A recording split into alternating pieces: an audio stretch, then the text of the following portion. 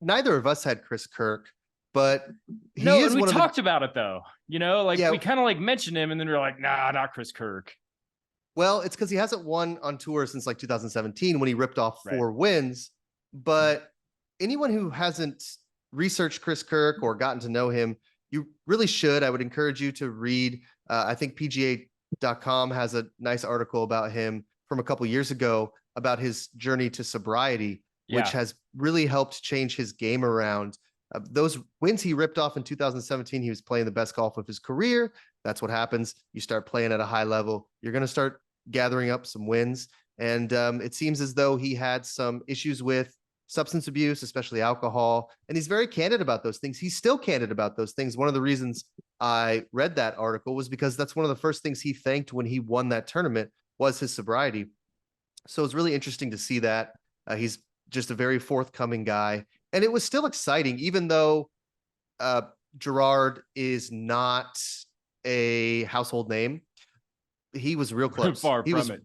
He was right far from it. But he was right there. I mean, 18th hole coming down, and he's a shot behind Kirk, and Kirk tries to hit the green in a pretty aggressive shot. It bounces off of the 18th at Honda is surrounded by water, so it bounces off the rocks and like basically hits the Honda car in the water, which was nice product placement, I suppose. And that cost him a shot. So we have to go into a playoff. And even in the playoff, I mean, Kirk, he hit the ball pretty well. He got to the green. He had a really nice approach shot. Yeah, I mean, all it is like stuff it to like a foot to win. Yeah, and that takes a lot of gumption right there. So that was really nice to see. And I was not positive or optimistic that Gerard was going to be able to win a playoff, but he was pretty close. I mean, even the par putt, the birdie putt that he had to sink on the 18th to extend the playoff, it came pretty close. He played really well. So that was fun to see. It's always fun to see those amateurs kind of play pretty well. But yeah. And we did talk about Kirk.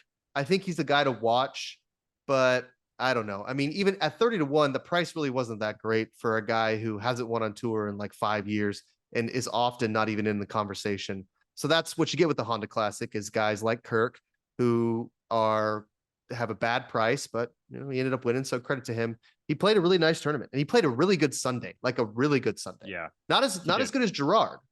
But Gerard played great. Mini tour legend. Yeah. I mean, that guy played awesome. So, good for him. Yeah. Too.